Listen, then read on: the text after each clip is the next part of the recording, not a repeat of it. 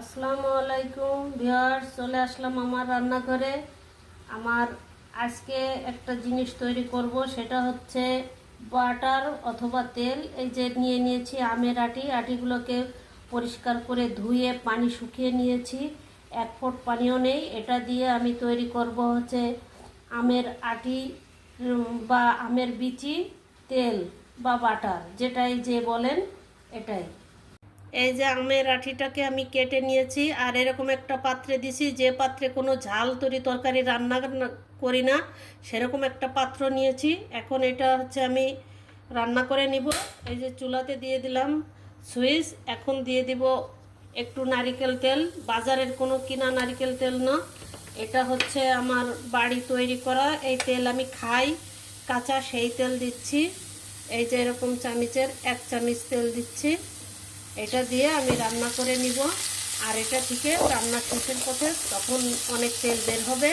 আর এটা হালকা আছে, আপনি হচ্ছে রান্না করে নেবেন, নাহলে পুড়ে যাবে, তিতা হয়ে যাবে। আর এই তেলটা স্কিনের জন্য অনেক উপকার। তেল বলেন বাটার, যে যা বলেন একটা বলতেই পারেন। এইভাবে হচ্ছে আমি রান্না করে নেব।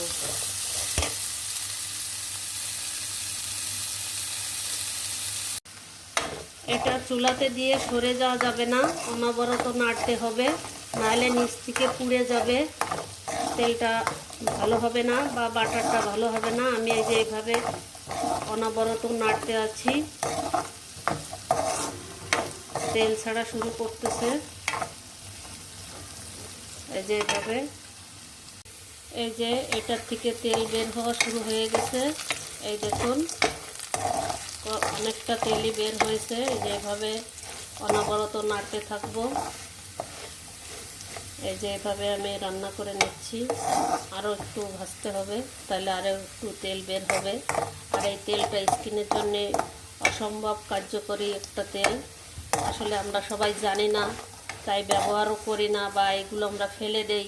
ফেলে দেওয়া জিনিসের মধ্যেও যে অনেক কিছু আছে, এটা আমরা অনেকেই জানি না। তাই হচ্ছে আপনারা আজকে একটু দেখিয়ে দিলাম, এভাবে নিতে পারেন।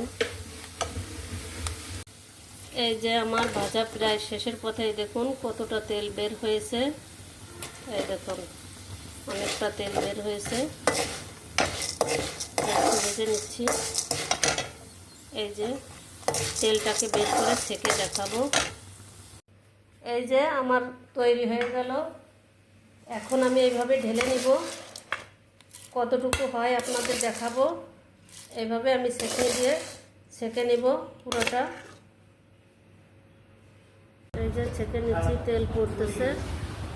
এই যে আমার আমের বিচি দিয়ে এইটুকু তেল বা বাটার, যে যাই বলেন, এই যে এইটুকু তৈরি হলো। এই যে আমার এতটুকু পরিমাণ হয়েছে।